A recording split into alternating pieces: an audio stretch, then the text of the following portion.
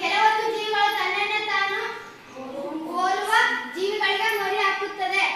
ಉದಾಹರಣೆಗೆ ಬೆಕ್ಕು ಮರಿಯನ್ನು ಹಾಕುತ್ತದೆ, ನಾಯಿ ಮರಿಯನ್ನು ಹಾಕುತ್ತದೆ, ತಾಯಿ ಮಗುವಿಗೆ ಜೀವ ಕೊಡುತ್ತಾಳೆ, ಕರುವು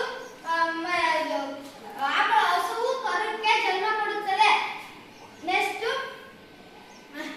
ಕೆಲವೊಂದು ಪಕ್ಷಿಗಳು ತನ್ನ ಕಾವು ಕೊಟ್ಟು ಮರಿಗಳನ್ನು ಹಾಕುತ್ತದೆ. ಸಸ್ಯಗಳಲ್ಲಿ ಹೇಗೆ ಸಂತಾನೋತ್ಪತ್ತಿ ಆಗುತ್ತೆ ಎಂದು ಈ ತರಗತಿಯಲ್ಲಿ ನಾವು ತಿಳಿಯೋಣ. ಸಂತಾನೋತ್ಪತ್ತಿ ತಮ್ಮನ್ನೇ ಹೋಲುವ ಮರಿ ಜೀವಿಗಳಿಗೆ ಜನ್ಮ ನೀಡುವುದನ್ನು ಸಂತಾನೋತ್ಪತ್ತಿ ಎನ್ನುವರು. ಸಸ್ಯಗಳಲ್ಲಿ ಸಂತಾನೋತ್ಪತ್ತಿ ಬೇರು, ಕಾಂಡ, ಎಲೆ ಇವುಗಳನ್ನು ಕಾಯಿಕ ಭಾಗಗಳು ಎನ್ನುವರು. ಸಸ್ಯದ ಹೂವುಗಳು ಸಂತಾನೋತ್ಪತ್ತಿಯ ಭಾಗಗಳಾಗಿರುತ್ತವೆ. ಹೂವುಗಳು ಸಂತಾನೋತ್ಪತ್ತಿಯ ಕೆಲಸ ಮಾಡುತ್ತವೆ. ಸಸ್ಯಗಳಲ್ಲಿ ಸಂತಾನೋತ್ಪತ್ತಿ ಎರಡು ವಿಧಗಳಲ್ಲಿ ನಡೆಯುತ್ತದೆ. ಅವು ಯಾವ್ಯಾವು ಎಂದರೆ ಫಸ್ಟ್ ಲೈಂಗಿಕ ಸಂತಾನೋತ್ಪತ್ತಿ, ಅಲೈಂಗಿಕ ಸಂತಾನೋತ್ಪತ್ತಿ. ಅಲೈಂಗಿಕ ಸಂತಾನೋತ್ಪತ್ತಿಯಲ್ಲಿ 4 ವಿಧಗಳು: ಕಾಯಜ ಸಂತಾನೋತ್ಪತ್ತಿ, ತುಂಡಾಗುವಿಕೆ, ಮಗುವಿಕೆ, ಬೀಜಕ ಉತ್ಪತ್ತಿ.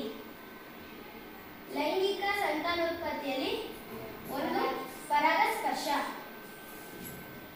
ಅಲೈಂಗಿಕ ಸಂತಾನೋತ್ಪತ್ತಿ ಎಂದರೆ ಬೀಜಗಳಿಲ್ಲದೆ ಹುಟ್ಟುವಂತಹ ಹೊಸ ಸಸ್ಯಗಳಿಗೆ ಅಲೈಂಗಿಕ ಸಂತಾನೋತ್ಪತ್ತಿ ಎನ್ನುತ್ತೇವೆ. ಲೈಂಗಿಕ ಸಂತಾನೋತ್ಪತ್ತಿ ಎಂದರೆ ಬೀಜಗಳ ಮೂಲಕ ಹೊಸ ಸಸ್ಯಗಳು ಹುಟ್ಟಿದ್ರೆ ಅದಕ್ಕೆ ಲೈಂಗಿಕ ಸಂತಾನೋತ್ಪತ್ತಿ ಅಂತ ಕರಿತೀವಿ. ಅಲೈಂಗಿಕ ಸಂತಾನೋತ್ಪತ್ತಿ ಫಸ್ಟ್ ಒನ್ ಕಾಯಜ ಸಂತಾನೋತ್ಪತ್ತಿ. ಕಾಯಜ ಸಂತಾನೋತ್ಪತ್ತಿ ಬೇರು, ಕಾಂಡ, ಎಲೆ, ಮಗು ಈ ಭಾಗಗಳಿಂದ ಹೊಸ ಸಸ್ಯ ಹುಟ್ಟುತ್ತದೆ. ಕಾಂಡ ಇದು ಉದಾಹರಣೆ ಗುಲಾಬಿ, ಸಂಪಿಗೆ ಈ ತರ ಸಸ್ಯಗಳು ಹುಟ್ಟುತ್ತವೆ. ನಾವು ಕಟ್ ಮಾಡಿ ಯಾವ್ದಾದ್ರು ಒಂದು ಈ ತರ ಬಟ್ಟೆನ ಕಟ್ ಮಾಡಿ ಒಂದು ಬುಟ್ಟೆಯಲ್ಲಿ ಹಾಕಿದ್ರೆ ಈ ಸಸ್ಯ ಬೇರ್ಬಿಟ್ಟು ಅದೇ ಹುಟ್ಟುತ್ತೆ. ಅದಕ್ಕೆ ಉದಾಹರಣೆ ಗುಲಾಬಿ, ಸಂಪಿಗೆ ಈ ತರ ಸಸ್ಯಗಳು. ಇದು ಒಂದು ಮನಿ ಪ್ಲಾಂಟ್. ಇದನ್ನು ಕೂಡ ನಾವು ಕಟ್ ಮಾಡಿ ಅಳಿಸಿದ್ರೆ ಇದು ನೀರಲ್ಲಿ ಇಟ್ಟರೆ ಇದು ಹುಟ್ಟುತ್ತೆ. Money plant. ಆಲೂಗಡ್ಡೆ, ಶುಂಠಿ, ಬೆಳ್ಳುಳ್ಳಿ, ಕಬ್ಬು ಇವು ಕಾಂಡ ನೆಟ್ಟರೆ ಹುಟ್ಟುವ ಇತರ ಸಸ್ಯಗಳು. ಎಲೆಯ ಸಹಾಯದಿಂದ ಹೊಸ ಸಸ್ಯ ಹುಟ್ಟುತ್ತದೆ. ಬ್ರಯೋಫಿಲಿಯಂ ಇದು ಮಣ್ಣಿನಲ್ಲಿ ಒಂದು ಎಲೆಯನ್ನ ನಾವು ಕಿತ್ತೇನಾದ್ರೂ ಮಣ್ಣಿನಲ್ಲಿ ಇಟ್ಟರೆ ಇದು ಹೊಸ ಸಸ್ಯ ಹುಟ್ಟುತ್ತದೆ. ನೋಡಿ ಇದು ನೋಡು, ನಾವು ಎಲೆ ಒಂದು ಇಟ್ಟರೆ ಈ ತರ ಸಸ್ಯ ಹುಟ್ಟಿ ಈ ತರ ಚಿಗುರ್ತವೆ ಎಲೆಯಿಂದ. ಬೇರು ಕೆಲವು ಗಿಡಗಳು ಬೇರುಗಳ ಹೊಸ ಸಸ್ಯಕ್ಕಿಂತ ಜನ್ಮ ನೀಡುತ್ತವೆ. ಮೊದಲನೇದಾಗಿ ಗೆಣಸು, ಹೂಗಳು. ಈ ಸಸ್ಯವು ಹೊಸ ಮೊಗ್ಗಿನ ರೂಪದಲ್ಲಿ ಹೊಸ ಸಸ್ಯಕ್ಕೆ ಜನ್ಮ ಕೊಡುತ್ತದೆ. ತುಂಡಾಗುವಿಕೆ ಕೆಲವು ಸಸ್ಯಗಳು ಬೆಳೆದು ತುಂಡಾಗಿ ಹೊಸ ಸಸ್ಯಗಳಾಗಿ ಬೆಳೆಯುತ್ತವೆ. ಉದಾಹರಣೆ ಶೈವಲಯಗಳು. ಇದು ಒಂದು ಸಸ್ಯ, ಇದು ಬೇರೆ ಬೇರೆಯಾಗಿ ತುಂಡಾಗಿ ಹೊಸದಾಗಿ ಬೇರೆ ಸಸ್ಯಗಳಾಗಿವೆ. ಇವು ಶೈವಲಗಳಿಗೆ ಉದಾಹರಣೆಗಳು. ಇವು ಇತರ ಜಾತಿಯ ಶೈವಲಗಳು.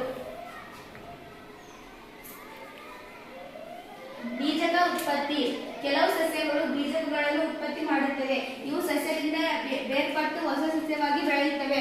ಉದಾಹರಣೆ ಶಿಲೀಂಧ್ರಗಳು, ಆವಸೆ, ಜರಿಗಿಡ. ಇವು ಶಿಲೀಂಧ್ರಗಳು. ಇದು ಆವಸೆ, ಇದು ಜರಿಗಿಡ. ಇದು ಬೀಜಕಗಳು.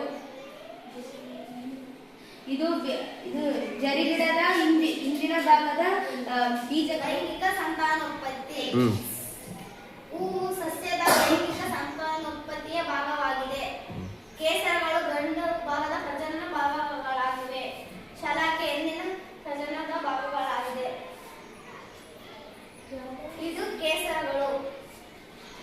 ಶಲಾಕೆ ಕೇಸರದಂಡದ ತುದಿಯನ್ನು ಪರಾಗಕೋಶ ಎನ್ನುವರು. ಅಂಡಾಶಯ ಉಬ್ಬಿದ ಭಾಗವನ್ನು ಅಂಡಾಶಯ ಎನ್ನುವರು. ಅಂಡಾಶಯದ ಒಳಗಿನ ಭಾಗವನ್ನು ಹೂಗಳಲ್ಲಿ ಎರಡು ವಿಧ. ಒಂದು ಏಕಲಿಂಗಿ ಹೂಗಳು, ಎರಡು ದ್ವಿಲಿಂಗಿ ಹೂಗಳು. ಏಕಲಿಂಗಿ ಹೂಗಳು ಎಂದರೆ ಕೇಸರ ಮತ್ತು ಶಲಾಗಿ ಹೂಗಳಲ್ಲಿ ಯಾವುದಾದರೂ ಒಂದನ್ನು ಮಾತ್ರ ಹೊಂದಿರುವ ಹೂಗಳನ್ನು ಏಕಲಿಂಗಿ ಹೂಗಳು ಎನ್ನುವರು. ಉದಾಹರಣೆ ಇಲ್ಲಿ ನೋಡಿ, ಇದರಲ್ಲಿ ಶಲಾಕೆ ಮಾತ್ರ ಇದೆ, ಇದರಲ್ಲಿ ಕೇಸರ ಮಾತ್ರ ಇದೆ. ಇದನ್ನು ಹೆಣ್ಣು ಹೂವು ಎನ್ನುವರು, ಇದನ್ನು ಗಂಡು ಹೂವು ಎನ್ನುವರು. ಏಕಲಿಂಗಿ ಹೂಗಳಿಗೆ ಉದಾಹರಣೆ ಜೋಳ, ಪಪ್ಪಾಯ, ಸೌತೆಕಾಯಿ. ದ್ವಿಲಿಂಗಿ ಹೂಗಳು ಎಂದರೆ ಕೇಸರ ಮತ್ತು ಶಲಾಕೆ ಎರಡನ್ನೂ ಹೊಂದಿರುವ ಹೂಗಳನ್ನು ಏಕಲಿಂಗಿ ಹೂಗಳು ಎನ್ನುವರು. ದ್ವಿಲಿಂಗಿ ಹೂಗಳು ಎನ್ನುವರು. ದ್ವಿಲಿಂಗಿ ಹೂಗಳು ಇಲ್ಲಿ ನೋಡಿ, ಇದರಲ್ಲಿ ಶಲಾಕೆ ಮತ್ತು ಕೇಸರಗಳು ಎರಡು ಇದೆ. ಇಂತಹ ಹೂಗಳನ್ನು ದ್ವಿಲಿಂಗಿ ಹೂಗಳು ಎನ್ನುವರು. ದ್ವಿಲಿಂಗಿ ಹೂಗಳಿಗೆ ಉದಾಹರಣೆ ಸಾಸಿವೆ, ಗುಲಾಬಿ, ದಾಸವಾಳ. ಏಕಲಿಂಗಿ ಹೂಗಳಿಗೆ ಉದಾಹರಣೆ ಜೋಳ, ಪಪ್ಪಾಯ, ಸೌತೆಕಾಯಿ. ಇದು ನೋಡಿ, ಇದು ಸೌತೆಕಾಯಿ, ಇದು ಕುಂಬಳಕಾಯಿ, ಪಪ್ಪಾಯಿ, ಹಾಗಲಕಾಯಿ. ದ್ವಿಲಿಂಗಿ ಹೂಗಳಿಗೆ ಉದಾಹರಣೆ ಸಾಸಿವೆ, ಗುಲಾಬಿ, ದಾಸವಾಳ. ಇದು ಗುಲಾಬಿ ಹೂವು, ಇದು ದಾಸವಾಳ, ಇದು ಹೂವು, ಇದು ಸೂರ್ಯಕಾಂತಿ ಹೂವು. ಇದು ಪುಷ್ಪಪತ್ರೆ, ಇದು ಮೊಗ್ಗನ್ನು ಹಿಡಿದುಕೊಳ್ಳುತ್ತದೆ. ಇದು ಪುಷ್ಪದಳ, ಇದು ಕೀಟಗಳನ್ನು ಆಕರ್ಷಿಸುತ್ತದೆ. ಇವು ಕೇಸರಗಳು, ಕಾಣಿಸುತ್ತವೆ ಕೇಸರಗಳು. ಇವು ಶಾಲಾಕೆ, ಇದು ಒಳಗಿನ ಅಂಡಾಶಯ, ಒಳಗಿನ ಅಂಡಾಳಗಳು. ಲೈಂಗಿಕ ಸಂತಾನೋತ್ಪತ್ತಿ. ಪರಾಗಸ್ಪರ್ಶ.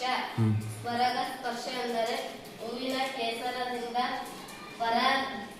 ಪರಾಗ ರೇಣುಗಳು ಶಲಾಕಾರ್ಗಕ್ಕೆ ವರ್ಗಾವಣೆ ಆಗುವ ಪ್ರಕ್ರಿಯೆಗೆ ಪರಾಗಸ್ಪರ್ಶ ಎನ್ನುವರು. ಪರಾಗಸ್ಪರ್ಶ ಗಾಳಿಯಿಂದ ಕೀಟಗಳಿಗೆ ಪ್ರಕ್ರಿಯೆ ನಡೆಯುತ್ತದೆ. ಇದು ಹೂವು ಕೇಸರದ ತುದಿಯಲ್ಲಿ ಇದು ಕೇಸರದ ಪರಾಗವಾಗಿ ರೇಣುಗಳು ಅಂಡಾಶಯಕ್ಕೆ